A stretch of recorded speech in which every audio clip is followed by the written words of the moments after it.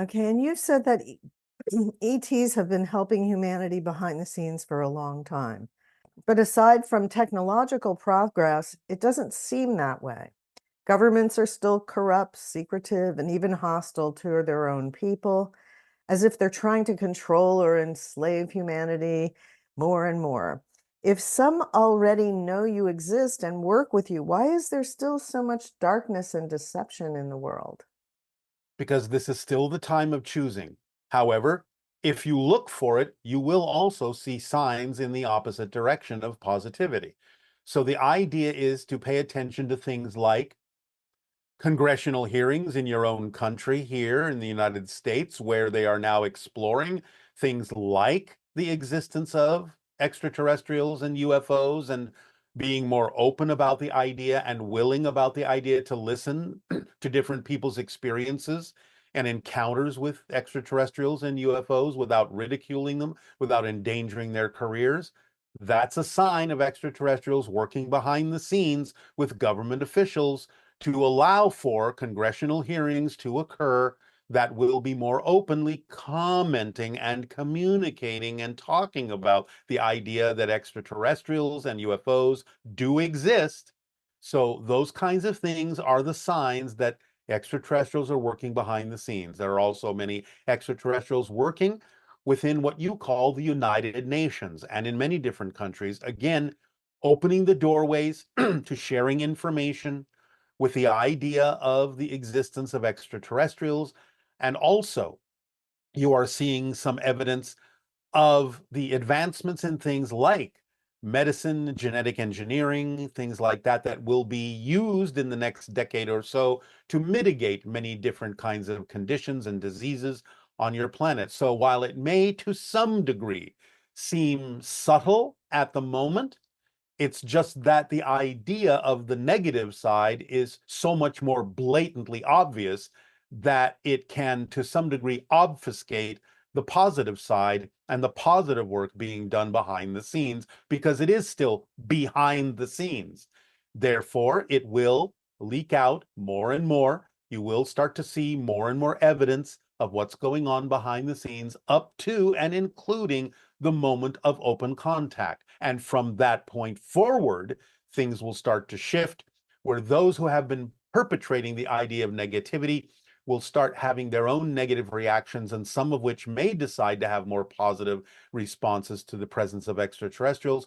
But from that point forward, it will start to accelerate where what has been done behind the scenes can now be done in front of you, in front of your face, and you will see a great acceleration happening over the next couple of decades from that point forward.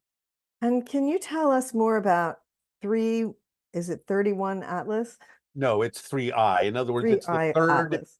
third interstellar object, 3I. The first one was called Oumuamua by you.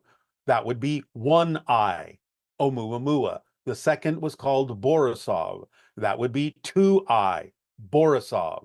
This is the third interstellar object to come into your solar system that you have recognized. So it is 3I, and you have named it Atlas. It is a comet, a very unusual comet. It does have extraterrestrial technology attached to it for observational and recording purposes and investigation and scientific recording purposes, but it is, in a sense, an unusual natural comet. But the purpose of these ideas, of the observation of these interstellar objects coming into your system, is practice to pay attention to the idea that there will be more interstellar objects, actual extraterrestrial interstellar objects coming into your solar system in the near future that are now in your solar system, have been coming into your solar system. So it's an opportunity to practice recognizing that interstellar objects from other star systems are entering your system, coming closer and closer and closer. So these natural objects are giving you some practice in getting used to the idea of accepting that objects from other star systems are coming into your star system as well. And this is another way of preparing for open contact, even though these objects themselves are not extraterrestrials per se. And will first contact bring peace to the Middle East? Not immediately, no. It will not necessarily immediately be priest to the idea of any place that is now focused on the idea of negativity or war or struggle or strife, but it will be an option. The idea, therefore, is that many people may react with fear. Those that wish to maintain control over their populations may actually tighten their grip to some degree out of fear. But in a sense, the dam will have broken. The knowledge of extraterrestrial existence and what it is that's being offered to humanity will be undeniable. And over time, those negative entities will start to relax their grip, realizing that if they don't do that and join the rest of humanity, in a sense, they will be left in the Stone Age as they watch from the sidelines while the rest of humanity evolves. In the movie, The Day the Earth Stood Still, we were provided with an example of ETs showing up on Earth and everything. Was that like designed to prepare us for what's coming? And will it be anything similar to that?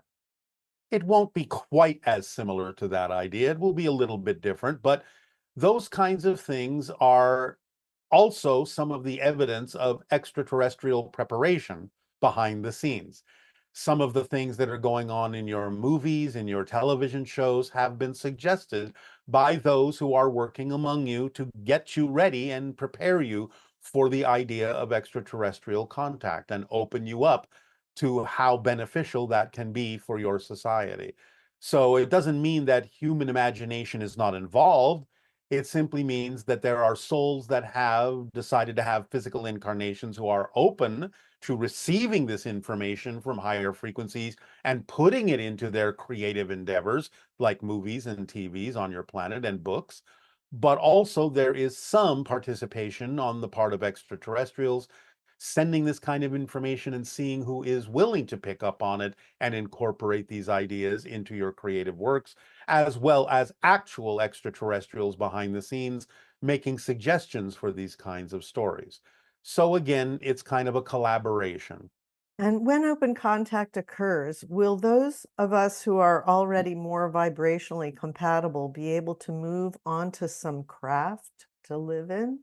Not necessarily to live in, but there will be some opportunities for some individuals to experience entering crafts and traveling a bit, but it's not going to necessarily be common at first. It will eventually become more common over time, but there are reasons why it will not be common at first. But there will be some opportunities for that, but do not be impatient for that. It's more important that you focus on what needs to be done in service to humanity first. And will some people have contact even sooner than 2027? And if so, what would be the purpose of that? Again, in preparation, many people have already had contact.